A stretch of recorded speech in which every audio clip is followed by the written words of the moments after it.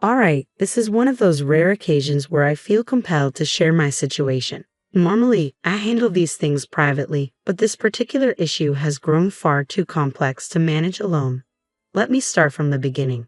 In my household, my husband, Bobby, has an incredibly close relationship with his family, especially his parents.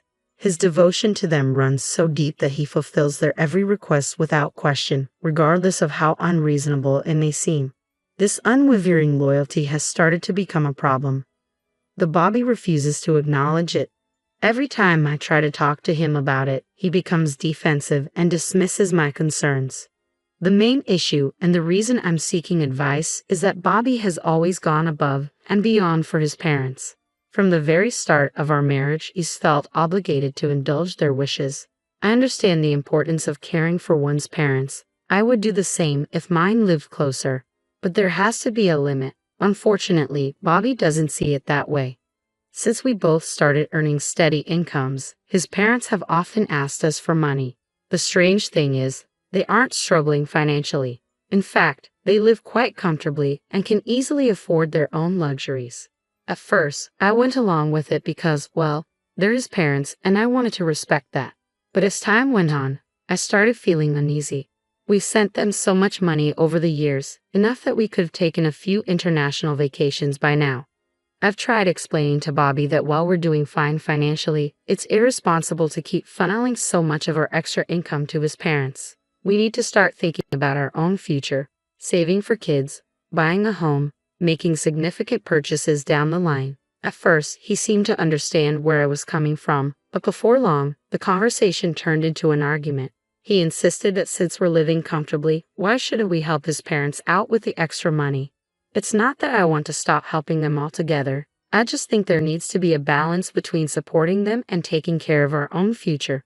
That's what I'm struggling with, finding that balance. Bobby, however, remains firm in his decision to keep supporting his parents financially, and it's driving a wedge between us. The situation has frustrated me to the point where I almost walked out during one of our arguments. My anger boiled over when I remembered how his parents treated me in the past. If they had ever made me feel like part of the family, maybe I could be more understanding. But they never accepted me. They weren't there for us when we needed them most. I can still remember when Bobby and I were just starting out, fresh out of college, and barely making ends meet. We went to his parents, hoping for a little help to buy our first home, only to be met with cold refusal. They didn't even take a moment to consider our situation. Instead, we were lectured about adult responsibilities and how we needed to learn to save for ourselves. It was less about offering guidance and more about dismissing our struggles entirely. And now, years later, here we are, sending them money they don't even need, while Bobby refuses to see the bigger picture.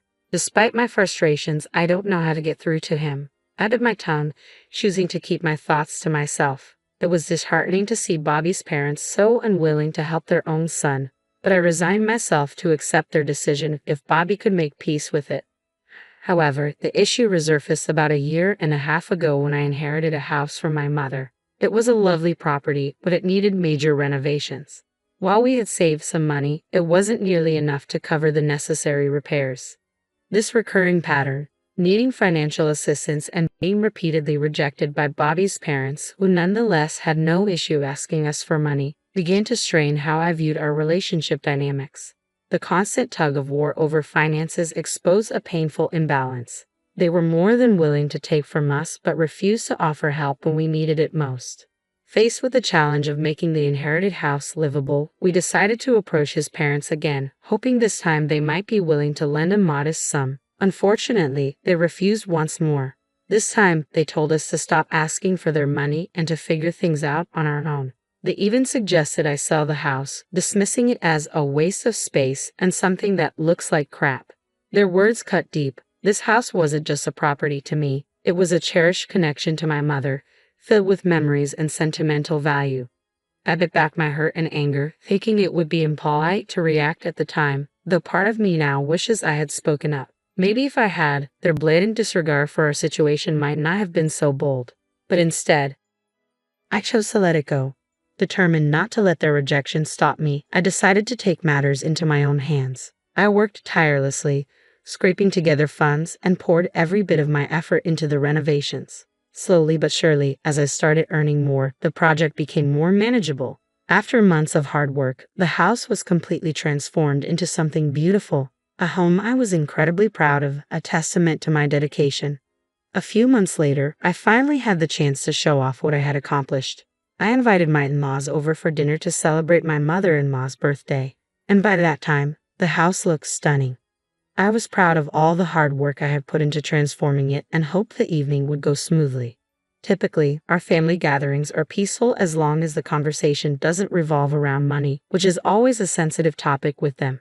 When they arrived and saw the renovations, I could tell they were taken aback. Their eyes widened as soon as they stepped inside, clearly surprised by how much the house had changed. Internally, I felt a small sense of satisfaction, knowing they hadn't expected me to achieve such a dramatic transformation. They complimented the house profusely, which was flattering at first, but soon their praise began to feel overwhelming. They started inspecting every corner, asking detailed questions about how much everything had cost. At first, I tried to brush it off as natural curiosity.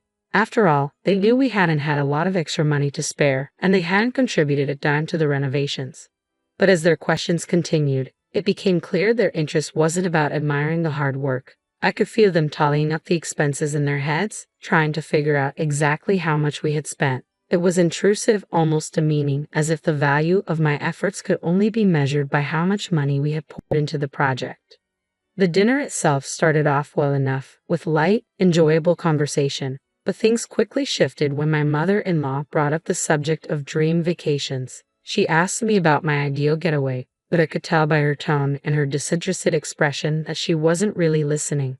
It felt like she was just waiting for me to finish speaking.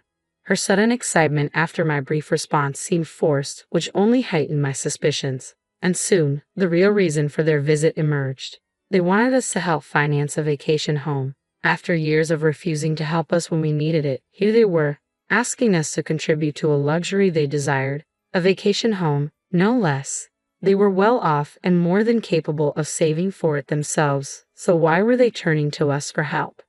It became clear that they had assumed, based on the renovations I had managed to complete, that we must be flush with cash. Nothing could have been further from the truth. When I asked them to explain why they needed a vacation home, their answer was simply that they were bored and wanted a change of scenery for weekends. I was shocked by their sense of entitlement. I calmly explained that we didn't have extra money to spare for something so extravagant, but then Bobby's reaction stunned me. He turned to me with a look of disbelief, as if I had just committed a terrible offense. "Spending on my parents' happiness is never a waste," he said coldly, his glare making it clear he didn't share my frustration at their request. I had to be careful with my words, though the situation left me baffled and hurt. Bobby's reaction highlighted a deeper issue in our relationship, our differing priorities and understanding of financial responsibility. Deep down, Bobby knew I was right. A vacation home was hardly a necessity, certainly not a matter of life and death. His father still had a job, and they could easily save up for such a luxury on their own. But instead of doing that, they seemed intent on having us finance their comfort. Then it hit me. Bobby wasn't an only child. He had an older brother, Jack. So why weren't they asking him for the money? When I brought this up, the mood in the room shifted, and I could feel the tension rise. It turned out they didn't want to burden Jack because he wasn't as financially stable, or so they claimed. He had children, they argued, and his expenses were focused on his family. I pointed out that Jack's financial situation wasn't all that different from ours. He earned about the same, but his money went toward his children. I mentioned that Bobby and I planned to start a family soon, and continually supporting his parents could jeopardize our ability to provide for our future kids. Their response was dismissive. Since we didn't have children yet, they argued we should have plenty of funds to spare. What followed was an onslaught of emotional manipulation, though it wasn't directed at me. They knew I wouldn't bend. Instead, they aimed their pleas at Bobby, lamenting their loneliness and boredom now that both of their sons were busy with their own lives. They painted the vacation home as a solution to their isolation, and Bobby, always the dutiful son, swayed by their emotional appeal. I found myself in a delicate situation, trying to navigate these increasingly fraught discussions without letting my in-laws realize they had backed us into a corner. But things took a drastic turn just a week ago. Bobby and I had the worst argument we've ever had. Though it never turned physical, his words cut deep. He told me that the $420,000 he planned to give his parents wasn't just mine to decide on. He claimed he had been considerate in the past by asking for my opinion, but no longer felt obligated to seek my approval. The argument hit its peak when he went ahead and transferred the money to his parents, without any further discussion with me. I only found out when my mother-in-law casually mentioned receiving the funds as if it were no big deal. I was furious, not just about the money, but about the blatant disrespect for our shared decision-making in our marriage. Bobby's secretive actions left me feeling deeply betrayed, sparking a fierce debate over our financial priorities and the respect we owed each other. He knew I opposed his decision, yet he went ahead and donated the entire $420,000 he had saved over the years to his parents, leaving us with nothing. When I confronted him and urged him to retrieve the funds, he dismissed me outright, insisting he would manage his relationship with his parents on his own. Despite my reminders that significant financial decisions should be made together, he wouldn't hear it. Our disagreement seemed to have worn him down. In the heat of our argument, he shockingly threatened me with divorce. He shouted that if I interfered with his choice to support his parents financially, he would leave me. The absurdity of it hit me hard. I had stood by him through every high and low, and now he was willing to abandon our marriage for the sake of his parents' desires over our shared future. I couldn't help but question whether he cared at all about the plans we had made together. Building a life, having children, and finding happiness as a unit. It seemed to me that none of it mattered to him anymore. His focus was solely on fulfilling his parents' wishes while I felt neglected and sidelined. In a moment of anger, he stormed out, slamming the door behind him. A week has passed since that day, and he hasn't come home. Despite my countless texts, calls, and voicemails, he continues to ignore me or leave me hanging. The hurt runs deep. I never imagined something like this could drive Bobby away. When I reached out to my in-laws, I discovered he had been staying with them since he left. He hasn't returned home even once. I'm overwhelmed with stress and confusion, grappling with the fear that our marriage could be ending over what feels like a trivial disagreement yet is so profound.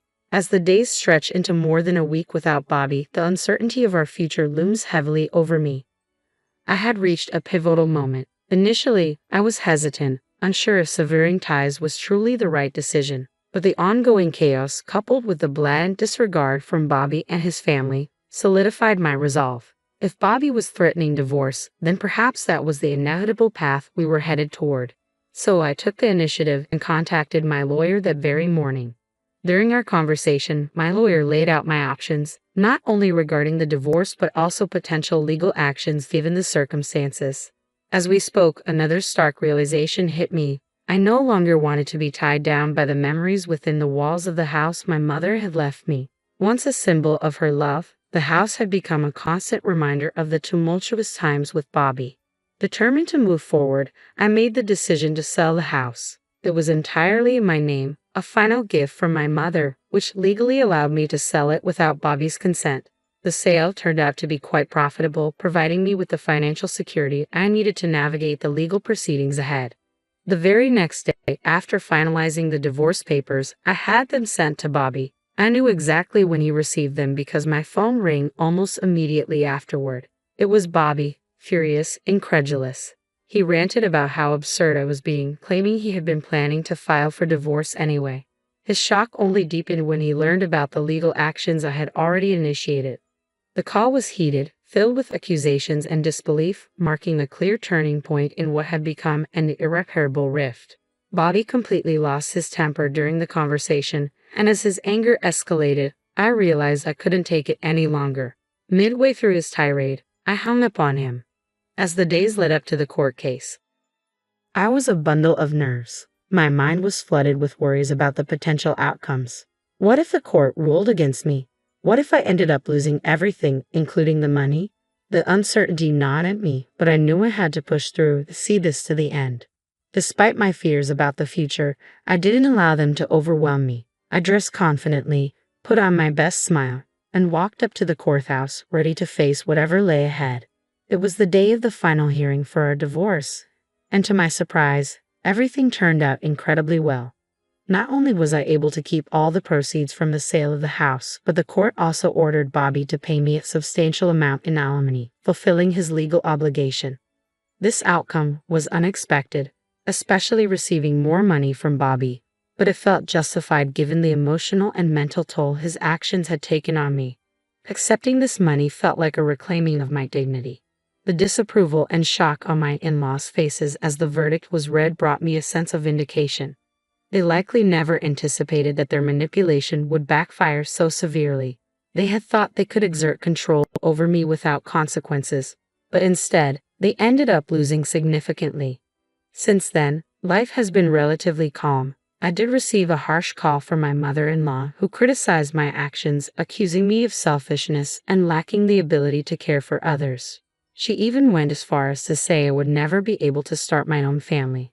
Despite her words, I've been able to move forward. I used the money from the house sale to secure a new apartment for myself where I could finally save without the constant pressure and demands from others. However, a part of me still questions the measures I took. Was taking him to court too extreme? I'm curious to hear your thoughts on this, so please share your opinions in the comments below. The situation took a surprising turn, but I felt it was necessary under the circumstances. As I scrolled through the comment section of my latest post, the range of opinions was striking. Some commenters defended Bobby, questioning what was the big deal about giving his parents $420,000 if he had $550,000. On the other hand, many disagreed vehemently, supporting my perspective. They pointed out that we had been financially assisting his parents for years while trying to establish our own financial security and save for a house. The debate in the comments was clearly divided. A significant number criticized my decision to sell the house and keep the money, labeling it disrespectful, given that the house was legally in my name. However, about half of the commenters backed my actions, asserting that it was exactly what I needed to do in light of the circumstances. So let's open this up for further discussion. Drop your comments below, and let's dive deeper into this situation.